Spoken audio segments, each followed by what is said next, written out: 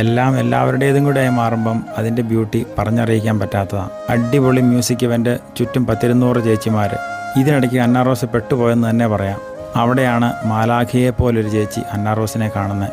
പിന്നെ ആ ചേച്ചി താളത്തിൽ ആടിയതും പാടിയതും ഡാൻസ് കളിച്ചതും എല്ലാം അന്നാറോസിന് വേണ്ടിയും കൂടെ ആയിരുന്നു. കിടിലം മ്യൂസിക്കാണ്. കുറേ നേരമൊന്നും കാണില്ല. എല്ലാവരുടെയും ഒപ്പം താളത്തിലാടി തുള്ളി മറിയേണ്ട സമയത്താണ് അന്നാറോസിനെയും കൂടി അക്കൂട്ടത്തിലൊന്ന് കൂട്ടാൻ വേണ്ടി ചേച്ചിയുടെ എഫേർട്ട്. അതാ കുഞ്ഞു മനസ്സിന് കൊടുത്ത ഹോംലി ഫീലിങ്ങിനെ കുറിച്ച് നമുക്കൊന്നും ചിന്തിക്കാൻ പറ്റാത്ത കേട്ടോ.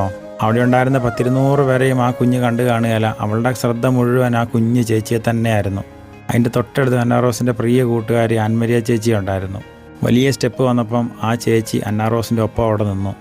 പയ്യെ പയ്യെ കോൺഫിഡൻസ് കൂടി ചേച്ചിമാരുടെ ഒപ്പത്തിൽ അന്നാറോസും ചാടുന്ന നല്ല കാഴ്ച കാണാനിടയായി. അതെന്നീ ഒന്ന് ശ്രദ്ധിച്ചു കഴിഞ്ഞാൽ നമ്മുടെ ഒപ്പം എത്താൻ പറ്റുന്ന എത്ര ആൾക്കാരുണ്ടെന്നറിയാമോ നമ്മുടെ ചുറ്റുപാടും. മൊത്തം കാര്യങ്ങളൊന്ന് കളർഫുൾ ആകാൻ വേണ്ടി ചെറിയൊരു സമയം, ചെറിയൊരു സപ്പോർട്ട് മതിയായിരിക്കുമെന്നേ. കഴിഞ്ഞൊരു 10 വർഷത്തിലധികമായി ജീസസ് യൂത്ത് പ്രോഗ്രാമിലൂടെ തന്നെയായിരുന്നു അന്നാറോസിൻ്റെ അപ്പനായി എബിൻ ഇങ്ങനെ രൂപപ്പെട്ടു വന്നത്. അഭിമാനത്തോടെ സന്തോഷത്തോടെ ഓർക്കുന്നത് ഒരുപാട് മക്കളുടെ ഇത്തരം നല്ല ഫോർമേഷനിൽ ഭാഗമാകാൻ പറ്റിയിട്ടുണ്ട്. അതേ കൂട്ടത്തിലേക്ക് അന്നാറോസും കൂടെ അങ്ങ് ചേരുമ്പം അന്നാറോസിനെ അവരിങ്ങനെ ചേർത്ത് പിടിക്കുകയും സ്നേഹിക്കുകയും ചെയ്യുന്ന കാഴ്ച എന്ന് പറഞ്ഞാൽ ദാറ്റ് ഈസ് സംതിങ് ഗ്രേറ്റ്. നമ്മൾ കൊടുക്കുന്നത് നമുക്കും കിട്ടുള്ളൂ. മര്യാദയ്ക്ക് ജീസസ് യൂത്ത് എന്ന് പോലും പറയാൻ അറിയത്തില്ല, എന്തിനാണ് ഇങ്ങനെ ചാടുന്നതെന്ന് പോലും അറിയത്തില്ല. പക്ഷേ അവൾക്ക് ചേച്ചിമാരും ചേട്ടന്മാരും അവിടെ കണ്ട എല്ലാം വളരെ പ്രിയപ്പെട്ടതായി. അതെന്നെ, കാര്യങ്ങൾ ഡിഫിക്കൽട്ടായി മാറുന്നുണ്ടല്ലോ നമ്മൾ നമുക്ക് വേണ്ടി മാത്രമായിട്ടങ്ങ് ജീവിച്ചു പോകുമ്പോഴാണ്. ഞാൻ പറയും, നമ്മൾ ജീവിക്കേണ്ടത് കുറേ ആൾക്കാരുടെയും കൂടി ആവശ്യമായി മാറണം.